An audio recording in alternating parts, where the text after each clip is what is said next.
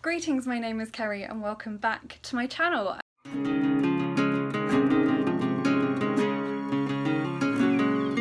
I'm very excited today to bring you the announcement for this year's Christmas Readathon. Woo! I've been doing this every year for the last couple of years. I really love this readathon. It is so chill and relaxed, and it's basically just to aim to help you to read more stuff over Christmas. On that note, if you want to ignore any or all of the prompts, double up as much as you like. Just use this as an opportunity to prioritise reading over Christmas. That's one of the things I love about readathons, is that it does encourage you to read more, or at least it encourages me to read more than I usually would. With that in mind, I'm going to talk a little bit about the idea for the theme for this year's readathon, and I'm going to tell you what all the prompts are. So Christmas for many of us this year is not going to be like usual. We're still waiting in the UK to hear at the time of filming what the restrictions are going to be, how it's going to affect us. So what I wanted to do this year was to just get a little bit nostalgic, I guess, and think about some of the things that we usually would be doing at Christmas that maybe we aren't able to do this year, but kind of try and think about what our traditions are and what we enjoy about them and the important things about Christmas. So what I've done is I've asked some of my BookTuber friends to suggest some of their Christmas traditions, and there were quite a few that overlapped, but I've picked one tradition per friend and I've come up with a prompt that is linked to that. So I'm going to link all their channels down in the description box for you, so if you haven't come across them you can go in and check them out. And that is the theme for this year. It's trying to remember what the important stuff about Christmas is, and it's not all the frivolous stuff. It is like about family, really, and that's what a lot of this comes down to. So some of these are things that I also would do at Christmas. Some of these are things that we maybe can't do this year, but it's fun to think about for other years. So the first prompt is based on a tradition from Maddie from Book Browsing blog. So one thing that she loves to do every year, although it's not going to be possible this year, is go and see a pantomime. For those of you outside of the UK who have not come across a pantomime before, it is a play. It's usually very silly, based on a fairy tale with music and some quite random humour, aimed at families as well, so always quite family friendly, but maybe with some more grown-up jokes thrown in that the kids won't always understand. Generally always there is a man in drag at some point who is the pantomime dame. Sometimes, although this happens less often now, you will have a female actor dressed up as a male character as well. They're just a lot of fun, and it's part of my tradition too that usually I would go and see a pantomime at Christmas with some of my friends, and they're usually quite fun. It's slightly obvious prompt for this one, I guess, but because pantomimes are generally retellings of fairy tales, the prompt for this tradition is to read a retelling. So this is not necessarily have to be a fairy tale retelling, it could be any type of retelling, just anything that reimagines an old story in a new way. The second prompt comes from Nikki from Books and Lemon Squash, and I mean this was a theme from everyone's traditions, but she was the one that I think was maybe most enthusiastic about it. So Nikki really loves Christmas food, and she talked about some of her favourite Christmas foods, and I didn't write them all down, which I really should have done. A lot of Christmas, like that Christmas feeling, comes in mince pies and Christmas cake and pigs in blankets, and the special food that we tend to only have at this time of year can really help bring that Christmas spirit. So the prompt for this one is really simple: eat a festive snack while reading, and this can be whatever you consider to be a festive snack, anything that makes you feel like it's the holidays.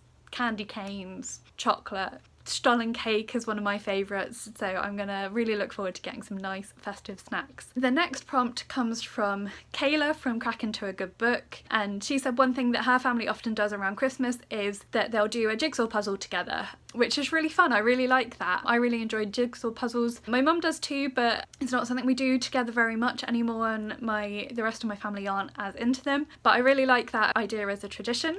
So the prompt for this is to read a book with a mystery element, some sort of surprising element that it's only at the end of the book where the whole plot is revealed you see the full picture. So I was thinking maybe a mystery or thriller type novel, but anything to you that has like a surprise, a mystery element to it.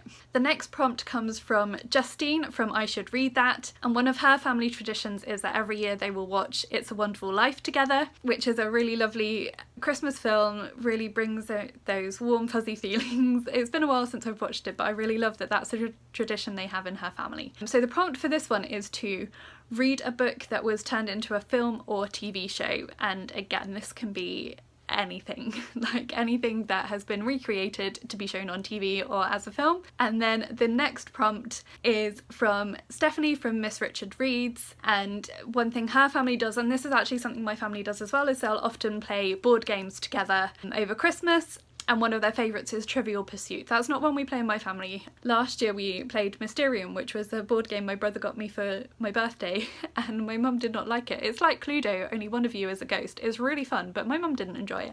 Anywho, so a board game that Stephanie's family really enjoys is Trivial Pursuit, and so the prompt to go with this tradition it's twofold. You have choices here, so it's either reading a book that involves some sort of quest, as in like the pursuit element of Trivial Pursuit, or a book that teaches you something, so something maybe non-fiction, or maybe that's fiction but is based in fact, so something that you can learn something from. If you can find a book that has both of those elements, that would be even better. So that is the next prompt. And then one of my favourite Christmas traditions is something that, again, we're not going to be able to do in the same way we usually would this year. Every year, usually my church has a Christingle service, which, if you're not familiar with that, you maybe remember it from school.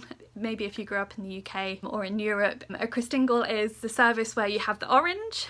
I'll put a picture up from a previous year, and the orange has, I can't remember what all the different elements mean, and it's really bad that I should. You have like a red band around the orange, and there are little cocktail sticks with fruit or sweets on that represent the four corners of the world and how we have lots of wealth, but there's always one cocktail stick that is empty to remember the people that don't have access to the stuff they need every day. And then it's got a candle, it holds a candle in the middle, which represents Jesus, the light of the world, because that's what we celebrate at Christmas in the church.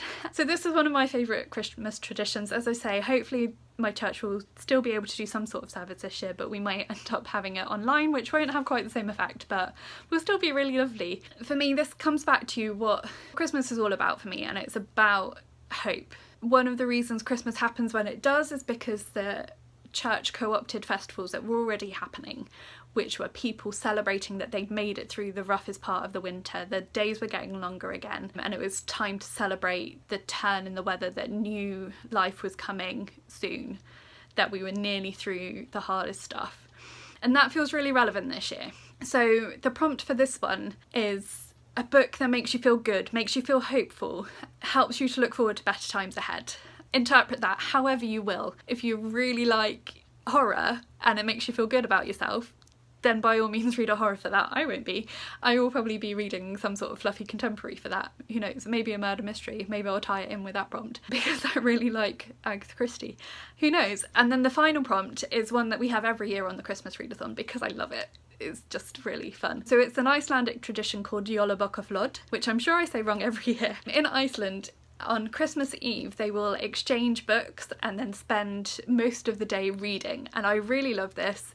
I've been trying to do it for the last couple of years, so I always try and get involved in some sort of book exchange, or I buy family members books, so I'm giving books, and then I personally will read on Christmas Eve. And so that is the final prompt, is to buy someone a book for their Christmas present and then spend part of Christmas Eve reading. So for me this year, I've done a couple of bookish Secret Santas, and I've just actually sent those gifts off yesterday, and I'm really excited to see what I'm going to receive from those as well. So that is all the prompts. In a couple of weeks' time, a bit closer to when the readathon starts, I should say, it's running from the 17th to the 31st of December. Go and follow us on Twitter, so I will put all the prompts on Twitter as well, with links to the Twitter feeds of all the people I've mentioned, and yeah, for any updates about what's going on. I don't tend to do things like reading sprints, but may sort of just check in with people how their reading is going, that sort of thing. A little bit closer to the time, I will do a TBR of what I'm intending to read,